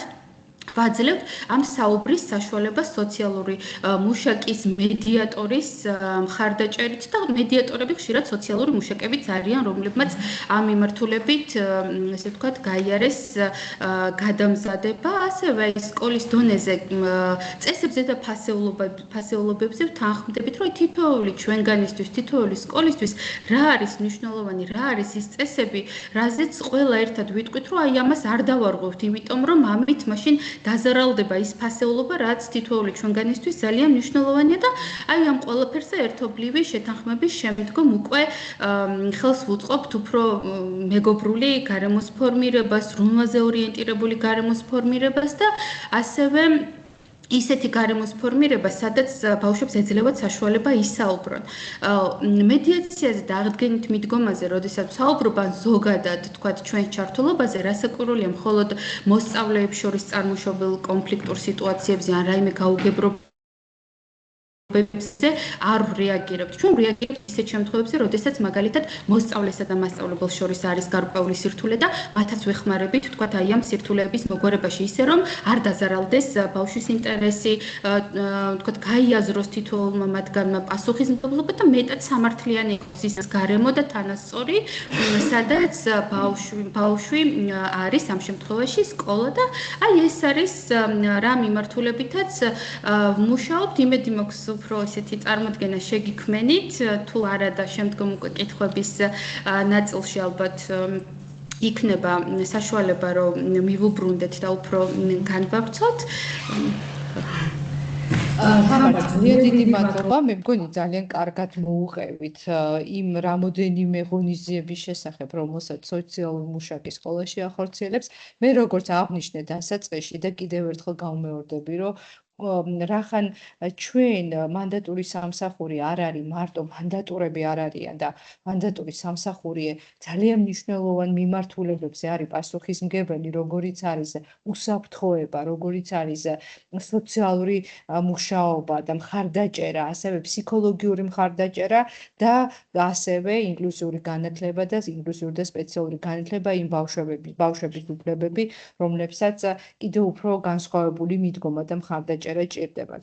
ამიტომ ჩვენ ვმუშაობ ყველა ამ მიმართულებით და ჯამში უსაფრთხოება, მხარდაჭერა, ყველა ეს კომპონენტი ქმნის ბავშვისთვის კეთილგანწყობილ მოსწავლეზე ორიენტირებულ საგანმანათლებლო გარემოს და რა თქმა უნდა ამ ნაწილში არის სკოლის ადმინისტრაციის როლი უმნიშვნელოვანესი, რომ ყველამ ერთად ვიმუშაოთ, როგორც სკოლა არის და მოსწავლისთვის ყველამ ვიმუშაოთ მოსწავლის გარშემო, მოსწავლის საჭიროებების დროულ იდენტიფიცირებაზე და მხარდაჭერაზე და კიდევ ერთხელ გავუსვა მხას, რომ აი ნათიამაც და თამარმაც აღნიშნა, რომ სხვადასხვა უნარების განვითარებაზე ვმუშაობთ. აი თამარმა აღნიშნა, რომ შეიძლება მოსწავლეს ჰქონდეს დაბალი თვითშეფასება და ამ ნაწილში იყოს მორიდებული, უჭირდეს თანაკლასელებთან კომუნიკაცია, ასევე თუნდაც აკადემიურ ნაწილში ძალიან კარგი იყოს, მაგრამ რაღაცა რიდი ჰქონდეს და საკუთარ თავში არ იყოს დარწმუნებული, რომ მის რო იტყვის ეს პასუხი სწორია, ან სხვა როგორ გაიგებს მის პასუხს. ეს დაბალი თვითშეფასების ამაღლება არის ძალიან ღირებული, რომ მან უკვე მეგობრებთან კომუნიკაციაშიც ასე ვთქვათ მოაწესრიგოს ურთიერთობა, მისი აკადემიური მოსწრება გაიზარდოს და ეს უნარების განვითარება არის უმნიშვნელოვანესი და აქვე აღნიშნავ და ხაზს გაუსვამ, რომ არა მარტო სოციალური მუშაკის როლია ამ ნაწილში, არამედ მასწავლებლის, რომელიც ყოველდღიურად გაკვეთილზე უყურებს თავის მოსწავლებს და ის ყველაზე კარგად აფასებს თავის მოსწავლეს და ხედავს რა უნარში ჭირდება მოსწავლეს განვითარება და ასევე მასწავლებლის როლია, როდესაც უნდა დაგეგმოს, იმუშაოს უნარის განვითარებაზე, ეს უნდა იყოს და ეხლა ცალკე უნარის განვითარებაზე არ ვსაუბრობ, ეს არის თვითონ საგნობრივ ჭრილში უნარის განვითარებაზე, ამას როგორ დაორგანიზებ საგნობრივ ჭრილში, ეს არის მასწავლებლის პასუხისმგებლობა და სოციალური მუშაკი ამ ყველაფერში აძლიერებს, ეხმარება ამ პროცესის, ასე ვთქვათ, როგორც დაორგანიზებაში, ასევე ცნობიერების ამაღლებაში, ასევე მასწავლებლებსა და სკოლის ადმინისტრაციას. ძალიან ვრცელი თემაა და რატო დავიწყე ამაზე საუბარი, შევაჯამებ ჩემს სიტყვას იმ ნაწილში, რომ როგორც აღვნიშნე, სპეციალური და ინკლუზიური განათლების მიმართულებით მთელი სექტემბერი უამრავი ვებინარი ჩატარდა, სხვადასხვა თემები მოვიცავით. ეხლა დადგა უკვე ამ თვეში და რა თქმა უნდა ნოემბრის თვესაც მოვიცავთ სოციალური მუშაობის მიმართულებით უფრო ვიწროდ სხვადასხვა კომპონენტ, სხვადასხვა თემა შევეხებით, ვებინარების ციკლი იქნება და მომდევნო დეკემბერის თვე უკვე იქნება ფსიქოლოგების ჩართულობა და ფსიქოლოგები გააკეთებენ ვებინარებს მოსწავლეებისთვის, მშობლებისთვის საინტერესო თემებზე. ასე რომ თვალყური გვადევნეთ და ვებინარები, რომელსაც თავაზობთ, ვცდილობთ იყოს იმ თემებს მორგებული, რაც საინტერესო არის ჩვენი მსმენელებისთვის და მინდა აღვნიშნო, რომ კიდევ ერთხელ ნათიას ვთხოვ, რომ რაღაცნაირად შევაჯამოთ და მგონია, რომ ძალიან მნიშვნელოვანი კითხვაა, როდესაც უნდა გავიმიჯნოთ, რომ ამ ქვეყანაში სოციალური მუშაობა დაიწყო მეურვეობა და მზრუნველობის ნაწილში, ხო? ეს გადავიდა მაგალითად მუნიციპალურ დონეზე. სოციალური მუშაკები არიან სხვადასხვა პენტენციურ დაწესებულებაში ასევე და საგანმანათლებლო ინსტიტუტებში. თუ შეიძლება რომ აგვიხსნათ და განგვიმარტოთ, რა მანდატი აქვს და რა განსხვავებაა სხვა უწყებაში არსებული სოციალური მუშაკების როლი და ვთქვათ განათლების სისტემაში არსებული სოციალური მუშაკების როლი. მადლობა.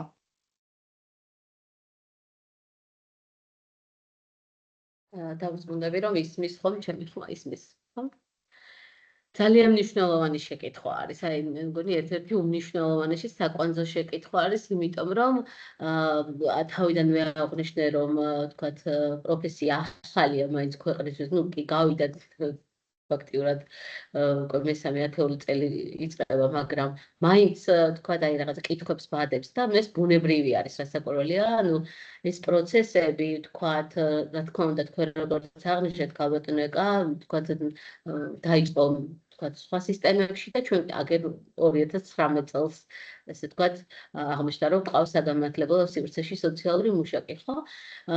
რა თქმა უნდა ჩვენ ანუ სისტემებს შორის თქვათ კოორდინაციის მექანიზმი რასაკვირველია არსებობს და ჩვენ არ ვფარავთ სხვა უწყებების მანდატს პროფესიულს, ხო, ვერც დავფარავთ, იმიტომ რომ მათ ყველას თავიანთი ესე რომ თქვათ ნიშა აქვს, ხო, თავიანთი უფლებამოსილებების საზღვრები.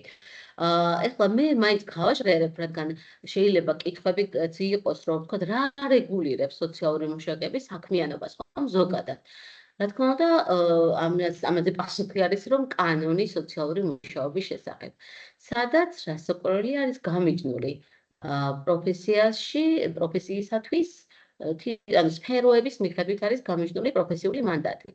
შესაბამისად, ის რა პროფესიული მანდატიც აქვს ესე იგი საგანმანათლებლო დაწესებულების სოციალურ მუშაკს, თქვათ, უბრალოდ ვერ დაფარავთ, თქვათ, იმ უწყების, თქვათ, როგორიც არის ზრუნვის სისტემა, როგორიც არის პრობაციის სისტემა, თქვათ, პენტენციური სამსახურის, თქვათ, სოციალურ მუშაკების პროფესიული მანდატი, რასაკვირველია, ამას არ ფარავს და აი მე შევეცადე და ჩვენ დღევანდელი ვებინარი სწორედ იმას ეხებოდა, რომ კონკრეტულად ჩვენ სკოლაში განაწილებული და განათლების სისტემის სოციალური მუშაკები, თქვათ, რას ვახორციელებთ და სად არის ჩვენი პროფესიული მანდატის ზღვარი, სად მთავრდება, თქვათ, სკოლის სოციალური მუშაკის საქმიანობა და სად იწყება სხვა უწყების, თქვათ, საქმიანობა, ან თქვათ, რა პროფესიული მანდატი აქვთ მათ. აღნიშნე კანონი სოციალური მუშაობის შესახებ, რასაკვირველია, რომლის მიხედვითაც აი ესე მანდატური სამსახურის სოციალური მუშაკი ძირითადი აი რომ შევაჯამოთ, ესე რომ თქვა და კიდე ერთხელ რაღაცნაირად გავაკეთოთ, რას ვაკეთებთ, არის ის, რომ ვახორციელებთ პრევენციულ მუშაობას სკოლაში მოსწავლეებისთვის, მშობლებისთვის, სასკოლო საზოგადოებისთვის ცნობიერების ამაღლების მიზნით.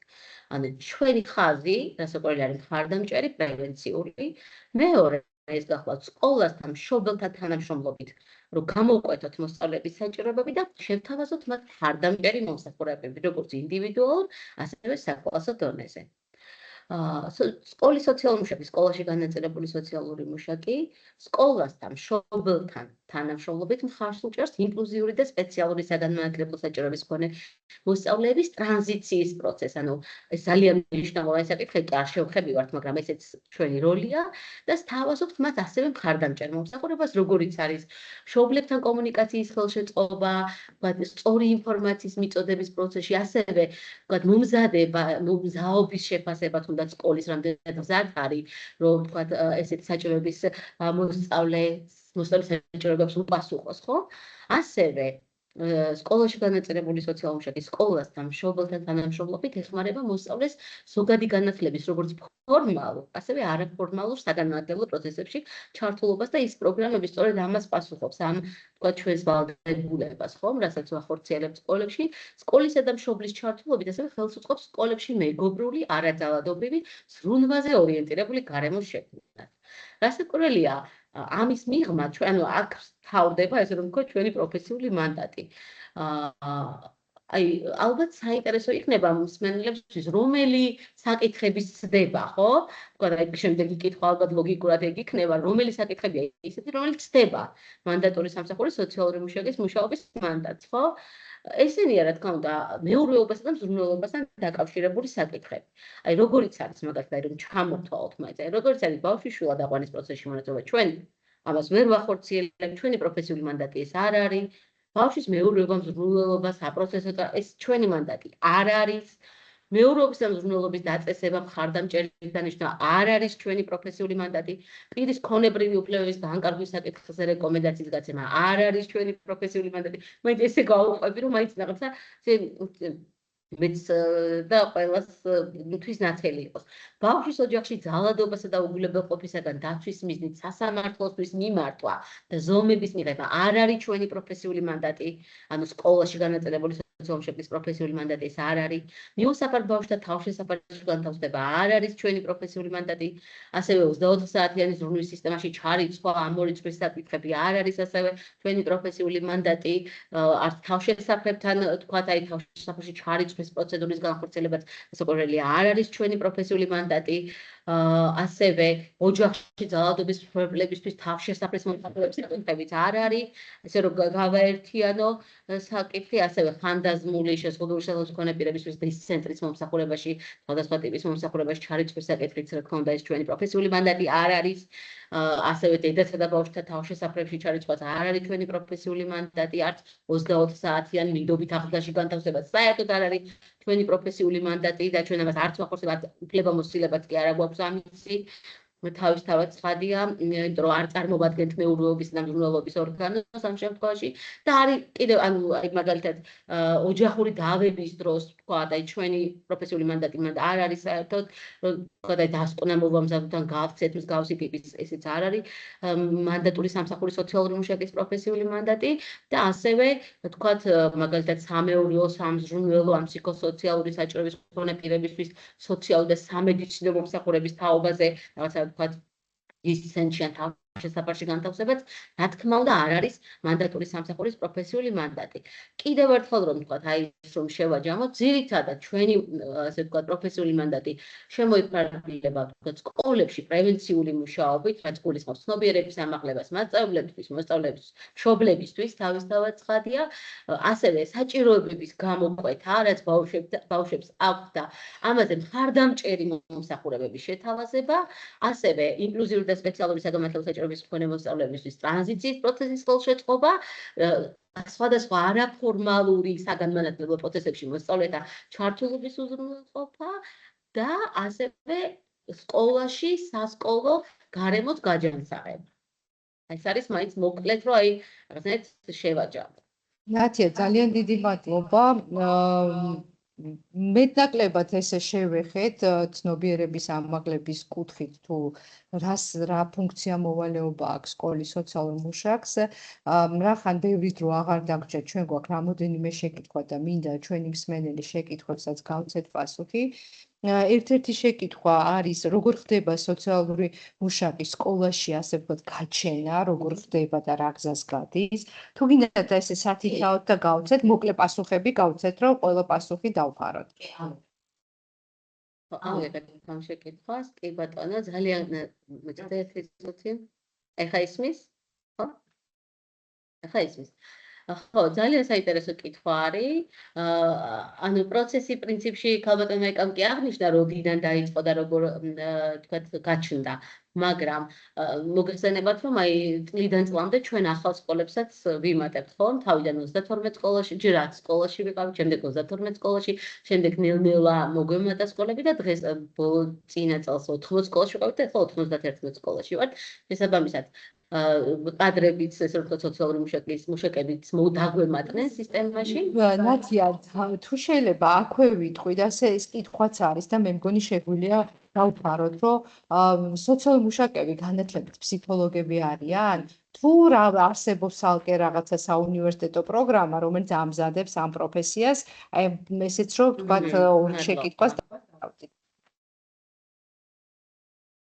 კარგია, მადლობა. კი, ერთმანეთთან დაკავშირებული არის შესაძლებელი. ჯერ პირველ შეკითხვას ვუპასუხებ და აუცილებლად მაგ შეკითხვაზეც ვუპასუხებ.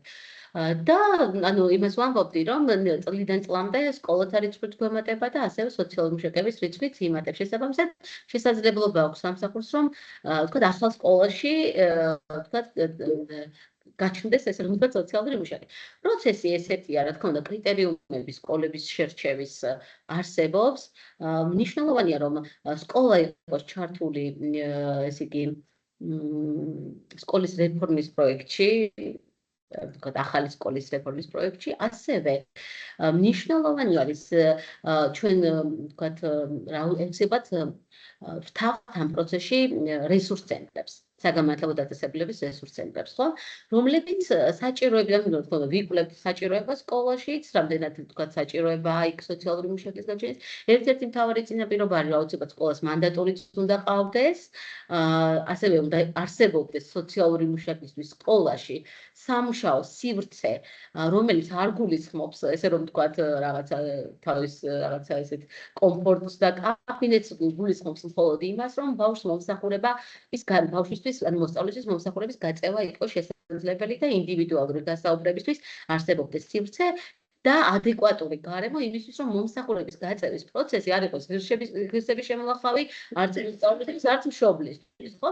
აი ეს არის ჩვენი კრიტერიუმი და აუცილებლად ყურადღებას ვახდეთ, რასაკვირველია, სკოლაში სპეციალური საგამართლებო საჭიროების მქონე მოსწავლეები თუ არიან და ვთქვათ, ამ რიცხობრივი მაჩვენებელი თუ დიდია იქ საჭირო არ, რადგან ჩვენ კანონი გვავალდებულებს, რომ ვთქვათ, გაუწიოთ მათაც მომსახურება და ასევე ვთქვათ, რესურს ცენტრი თავაზობს ამ შემთხვევაში რამდენიმე ვარიანტს სკოლების, შემდეგ ჩვენ მივდივართ ადგილზე ვერცხებით, სკოლებს წარმოდგენთ და სკოლის მზაობა, ნომერ პირველი, რაც არის ძალიან მნიშვნელოვანი, რომ სკოლის მზაობა და თანხმობა იმასთან დაკავშირებით, რომ მან მიიღოს და თავის სივრცეში, ესე რომ ვთქვათ, ესე იგი, შესაძლებლობა მისცეს თავისივე მოსწავლეებს, რომ სოციალური მუშაკის მომსახურება მიიღონ და შესაძლებელი გახადონ ეს ამ მომსახურების მიღება, ხო?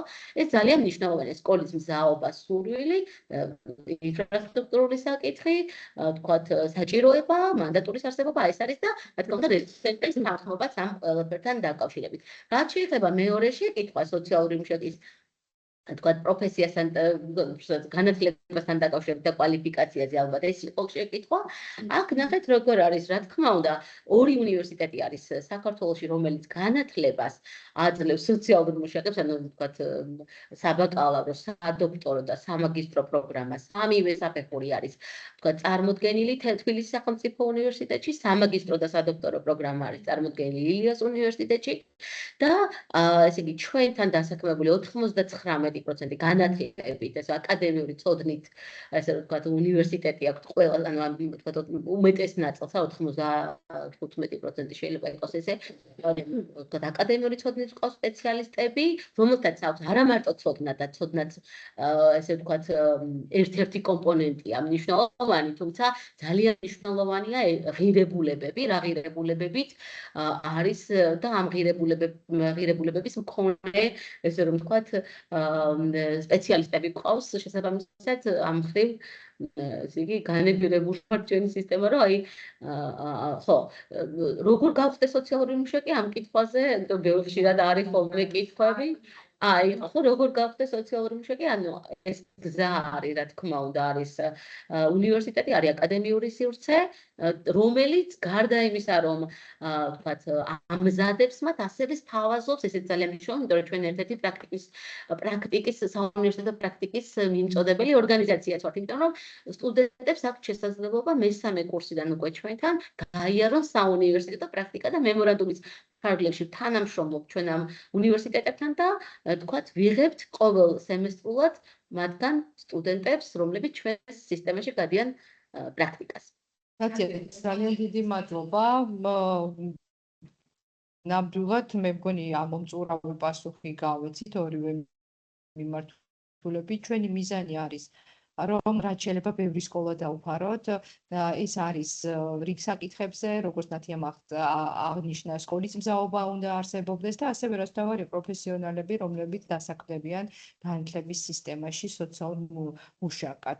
ასევე მე გავცემ პასუხს, რომ აქ საუბარია, რომ მხოლოდ ქალაქის ქალაქშია სოციალურ არა, ჩვენი მიზანი არის, რომ როგორც დიდ ქალაქებში და დედაქალაქში, ასევე სხვადასხვა მუნიციპალიტეტებში არსებობდნენ სოციალური მუშაკები და საჭიროების შემთხვევაში ეს ჩვენი სოციალური მუშაკები არა მარტო იმ სკოლის ასე ვთქვათ სკოლაში არსებულ მოსწავლეებთან და სპეციალისტებთან მუშაობენ, არამედ თუ საჭიროება გახდა სკოლიდანაც გამოდიან და იმ თემში არსებულ საჭიროებებსაც პასუხობენ. ამიტომ ჩვენ ვცდილობთ, რომ მოვიცვათ მთლიანად საქართველოს და რახან ეს პროფესია არის ახალი განათლების სისტემაში ეტაპობრივად სკოლები დავფაროთ. კი ბატონო, კიდევ ერთი შეკითხვა ეხება სკოლის ფსიქოლოგის ტრენინგებს. ამ ნაწილში ჩვენ ვერ ვიქნებით კომპეტენტური ფსიქოლოგების, არა მარტო ფსიქოლოგების, არამედ ნებისმიერი განათლების სისტემაში არსებულ გადამზადება ეხება მასწავლებელთა პროფესიული განვითარების ეროვნულ ცენტრს და ტრენინგების კომპონენტში ჩვენ ვერ ვიქნებით კვალიფიციური. ამ კითხვასაც გავეცი პასუხი და მოვიტოვე ბოლოს ესეთი შეკითხვა გულის ასე ვთქვათ ტკივილით, როგორც ჩანს მშობელი გვწერს, რომ სკოლაში არსებობს გარკვეული გამოწვევები, როდესაც მნიშვნელოვანია მოსწავლე ჩართული იყოს ფსიქოსაგანმანათლებლო მომსახურების პროცესში, ფსიქოსოციალური სერვისის პროცესში, მაგრამ ხშირად მასწავლებელი არ თავს ნებას მშობელს, რომ გადმომისამართებული იყოს სერვისის მისაღებად მოსწავლე და დაგამშვიდებთ და გეტყვით, რომ ნუ დაელოდებით, თუ თვლით, რომ თქვენი შვილი საჭიროებს ფსიქოლოგის მომსახურებას, ცენტრში მიიღოს მომსახურება, თქვენ თავადვე შეგიძლიათ თქვენი შვილი ჩვენთან გადმოამისამართოთ, დაწერეთ, მოგწერეთ, ან დაგვიკავშირდით ხელხაზრდით ასევე და ასე ვთქვათ, მიიღებთ პირველ რიგში, ასე ვთქვათ, პროფესიონალი ფსიქოლოგის რეკომენდაციას და განისაზღვრება თქვენი შვილისთვის სერვისი. ასე რომ მე მგონი ყველა შეკითხვას გავეცი პასუხი. აი რაღაც ახალი კითხვა, თუ ხაშურის ნომერ პირველ საჯარო სკოლის სახელით დირექტორის მორის არ მაქვს, მინდა მადლიერება გამოხატო. ძალიან დიდი მადლობა ბატონო მორის, ყოველთვის ვფრთხილობ თქვენ მხარდაჭერას, თქვენ კარგად იცით სოციალური მუშაობის როლი და მიხარია, რომ ადამიანები ნელ-ნელა წმუნდებიან რა დიდი სიკეთის და მხარდაჭერის მომტანი შეიძლება იყოს სოციალური მუშაკი და კიდევ ერთხელ აღვნიშნავ, რომ ეს პროფესია არის განათლების სისტემაში ახალი და ამ პროფესიაში სჭირდება განვითარება, ასევე საუნივერსიტეტო და სისტემაში ასევე დასაქმებას. კიდევ ერთი ამ დროს მოვიდა შეკითხვა, ვიღაცის შეკითხვა გამოვტოვე, დავუბრუნდები.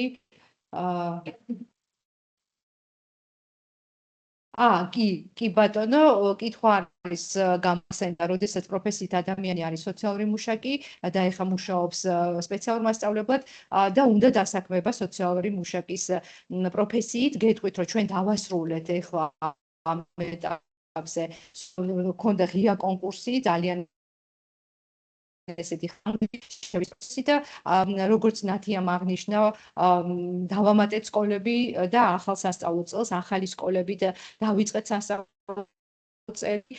რა თქმა უნდა, 2026 წელს ჩვენ ისევ გამოვაცხადებთ კონკურსს და თუ შეიძლება თვალყური ადანეთ. ეს ინფორმაცია ჩვენს ასე ვთქვათ სიამოვნებით შეგიძლიათ მიიღოთ მონაწილეობა. მე მგონი ყველა კითხვას პასუხი არავინ არ დავტოვეთ პასუხის გარეშე. კიდევ ერთხელ ძალიან დიდ მადლობას გადაგიხდით იმ დროსთვის, რომელიც დაგვითმეთ, მოგვისმინეთ და იმედი გვაქვს, რომ მომავალ ვებინარებზე ის თემები თქვენთვის ასევე იქნება საინტერესო. ძალიან დიდი მადლობა და დროებით დაგემშვიდობებით. ნახვამდის.